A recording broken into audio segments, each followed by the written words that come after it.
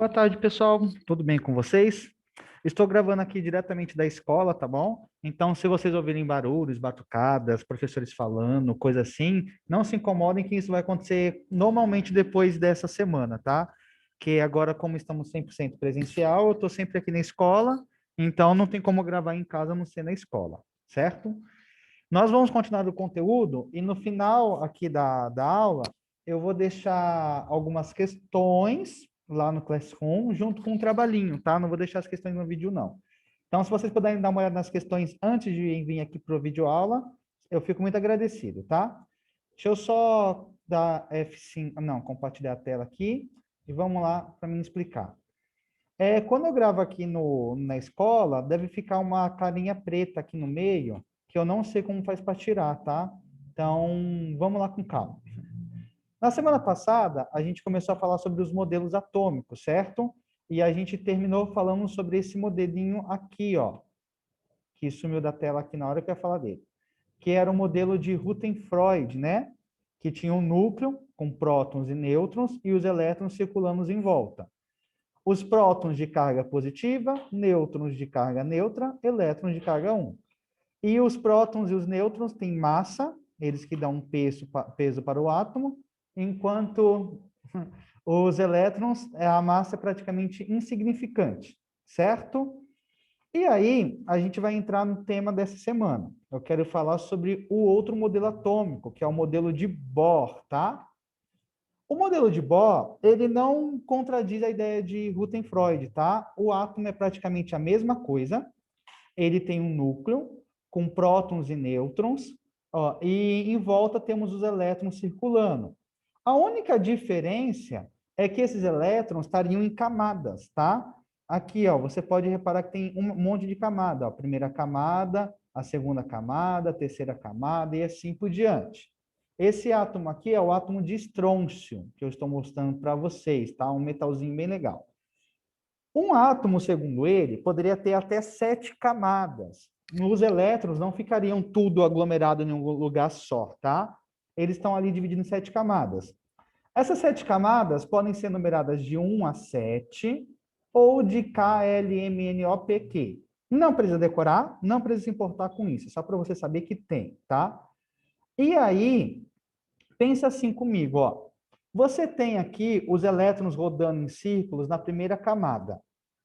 Esses elétrons, o nosso segundo modelo de Rutherford, ele falou que, de Bohr, quer dizer, esse elétron poderia sair dessa camada e ir para a camada de cima. Assim como os elétrons de cima poderiam vir para a camada de baixo, tá? Mas para fazer isso, você tem que pensar um pouco. Vocês já pegaram uma bolinha de gude, uma bolinha de papel e rodaram em um copo? Quanto mais rápido você roda o copo, mais a bolinha sobe lá dentro do copo, ou a caneta. Roda uma caneta aí dentro do copo. Quanto mais rápido você roda, mais chance a bolinha tem de escapar. Quanto mais rápido esses elétrons rodarem, eles vão escapar, professor? Não. Quanto mais rápido se roda uma bolinha, mais energia ela tem. Os elétrons sempre vão rodar aqui na mesma velocidade, tá? Mas quanto mais energia eles têm, eles podem sair aqui da primeira camada e ir para a camada de cima. Se ele tem mais energia, ele pode ir para a camada de cima. Então, a última camada aqui, a camada 7, é a camada onde ele vai ter mais energia. E a camada de dentro é a que ele tem menos energia. Mas olha que interessante. Quando um elétron aqui negativo, ele vai absorver energia em forma de luz, por exemplo. A luz vem aqui, ele absorve energia. Ele não vai aumentando a energia dele, vai aumentando, até cair na outra camada. Acontece um fenômeno muito interessante para a nossa sociedade. O nosso amigo elétron vai absorver energia. Quando ele absorver energia suficiente para ir para a próxima camada, ele vai desaparecer. E ele vai instantaneamente aparecer na camada de cima, tá? Desaparecer de um lugar e aparecer no outro é conhecido popularmente como teletransporte, tá? Os elétrons ficam se teletransportando de uma camada para outra o tempo todo. Quando ele vai para cima e absorve energia, a gente fala que esse elétron está excitado, tá? Ele subiu e ficou excitado. Eu sei que é meio estranho, né? Mas a química criou esse nome, fazer o quê, né? Aí esse elétron que está excitado, ele pode voltar para a camada de baixo. Mas para ele voltar, ele precisa perder energia. E quando ele perde a energia, ele libera essa energia na forma de luz, geralmente. E aí é onde você enxerga algumas cores bonitinhas. E ele não vai descendo devagarinho, ele some daqui e aparece aqui, ele se teletransporta, tá bom? Cada tipo de átomo ele libera uma luz característica, tá? Como o estrôncio libera uma cor avermelhada, o cobre libera uma cor esverdeada, azulada, o sódio libera uma cor amarelada, e eles são usados até em fogos de artifícios, por causa dessas colorações específicas, tá bom? E aqui vem uma animação para mostrar como acontece, ó.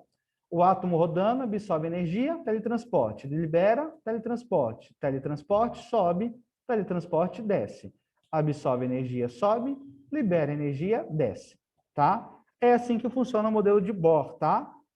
Essas camadas, a gente pode falar que elas também têm subníveis. Como assim subníveis de energia, professor?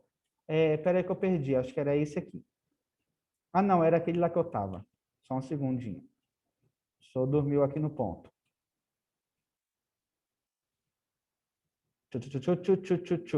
Aqui, era esse mesmo.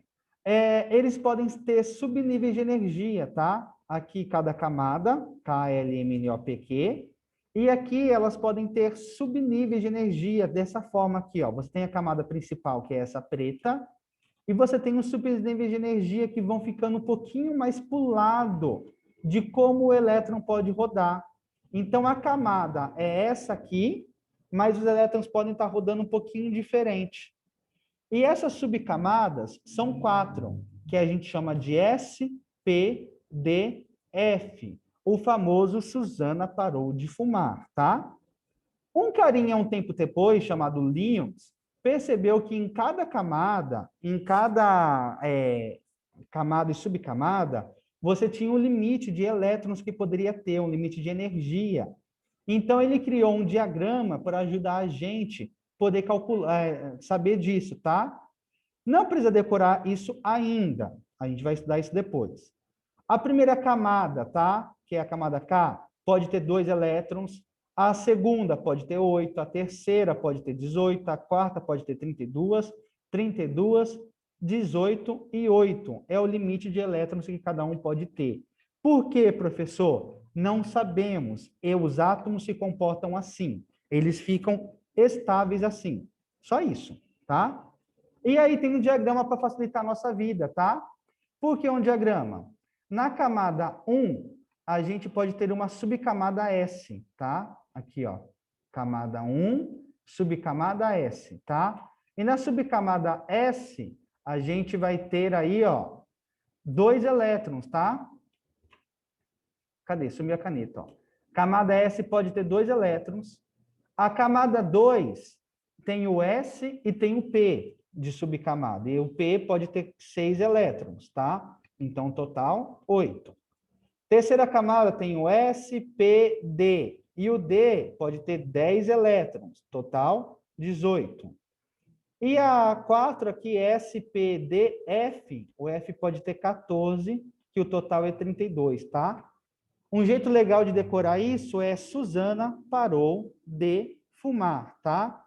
Não precisa decorar esse diagrama, nós vamos usar ele futuramente, mas nós vamos usar ele dessa forma aqui de baixo, tá?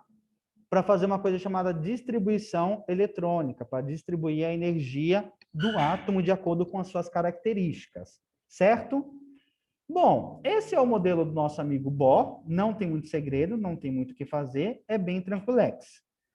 No geral, como é que fica sendo o nosso amigo átomo? Como o átomo é?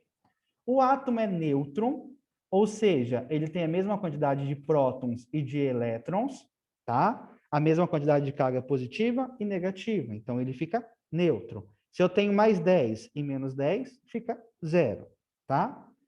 A massa do átomo é dada pelos prótons e pelos nêutrons, tá? Que estão no núcleo. Então, a massa que eu falo que é o A é dada pelos prótons mais os nêutrons. Se eu tenho 10 prótons e 10 nêutrons, a massa do meu átomo vai ser 20, tá? 21. Já conversamos sobre essa massa, não conversamos sobre essa soma. Mas é facinho essa conta, não tem segredo, tá? E eles são classificados na tabela periódica pelo seu número atômico, tá? E o número atômico é a mesma quantidade de prótons. Já vou mostrar isso aqui. Deixa eu mostrar aqui, bonitinho para vocês. Átomos e íons. Eita, limpa. Aqui, ó, temos o átomo de hidrogênio, tá?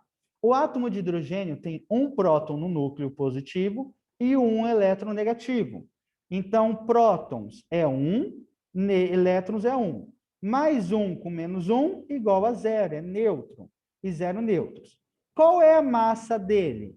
É a quantidade de prótons mais nêutrons. Ele tem um prótons e ele tem 0 nêutrons. Então, a massa dele é uma unidade, tá? Mais um exemplo aqui embaixo, ó. O átomo de hélio. O átomo de hélio, ele conta com um núcleo, que é positivo, que tem 2 prótons, tá? E ele tem 2 elétrons rodando na eletrosfera, que são negativos. Mais 2 com menos 2, 0, tá? Ele é neutro. Como é que eu vou calcular a massa? Eu tenho 2p, e N, ó, que são nêutrons, são 2 também. 2 mais 2, 4. A massa é 4. Pode fazer barulho, Pro, não se importa não. Não tem problema não. Beleza, gente? Temos outros exemplos aqui para vocês. E o número de prótons, esse P aqui, é o mesmo número atômico lá da tabela periódica. Deixa eu mostrar aqui a tabela periódica. Por exemplo, o hidrogênio tem a massa, tem um número atômico 1. Então, quer dizer que ele tem um próton. O hélio tem número atômico 2. Então, quer dizer que ele tem 2 prótons. Carbono é 6. Então, quer dizer que ele tem 6 prótons. Só isso. Não tem muito segredo aí para vocês. Bem paz e amor, sem neura. E uma última informação aqui para terminar a aula é que os nossos amigos prótons, tá? Aqui a formulazinha que eu já acabei de falar para vocês, que eu tinha esquecido, tinha feito slide. Os nossos amigos átomos, eles têm os elétrons aqui nessa última camada, né? Nessa camadinha aqui mais externa. Nessa última camada mais externa, nós temos alguns elétrons, correto? O átomo pode ganhar elétrons de fora, como ele também pode perder elétrons aqui de fora. Os elétrons são negativos, correto? Se um átomo, por exemplo, o átomo de hidrogênio, ele ganha um elétron aqui na última camada, ele ganhou uma carga negativa. Então, a gente coloca um menos aqui do lado. Mas se ele perder esse elétron que é negativo, ele perdeu o negativo. Se ele perdeu o negativo, ele vai ficar positivo. Nós chamamos isso de íons, tá? Íons. Esses íons podem ser positivos ou negativos. Positivos nós chamamos de cátions, negativos chamamos de ânions, certo? Não precisa decorar, porque eu vou ficar falando disso e relembrando toda hora que vocês vão acabar vendo aí de trás para frente que os átomos podem ganhar e perder elétrons. No geral, a gente acaba estudando muito isso na química e vamos ver lá mais para frente sobre as ligações. Beleza? E uma última característica, que eu ia esquecendo de falar, nem lembrava que tinha isso aqui, é que os átomos têm uma classificação, tá? Nós temos alguns átomos que nós chamamos de isótopos. O que vem a ser isótopos? São átomos, tá? Que têm o mesmo número de prótons no núcleo, porém eles podem ter diferentes massas. Por exemplo, o hidrogênio. Eu tenho um átomo de hidrogênio com um próton e um elétron, e eu tenho um átomo de hidrogênio que tem um próton, um nêutron e um elétron. E ainda assim é o átomo de hidrogênio, tá? Eu chamo isso de isótopo. Quando eu tenho iso, quer dizer igual. topos quer dizer de prótons, então o número de prótons são iguais. Mesma coisa acontece quando você vê a palavra, tem uns exemplos ali, isóbaros, tá? Isóbaros quer dizer, tá? Que é o mesmo número de massa. Ou seja, a massa do átomo vai ser a mesma, tá? Aqui, ó, dois átomos diferentes, cálcio e argônio, que têm a massa igual, tá? São átomos isóbaros. E os isótonos que têm o mesmo número de nêutrons, tá?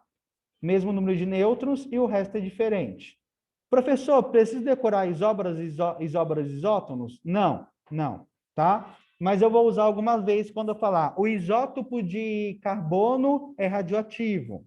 Aí é só para você lembrar que isótopo é um átomo de carbono que tem um mesmo número de prótons e um número de nêutrons diferentes e ele vai ser radioativo, tá?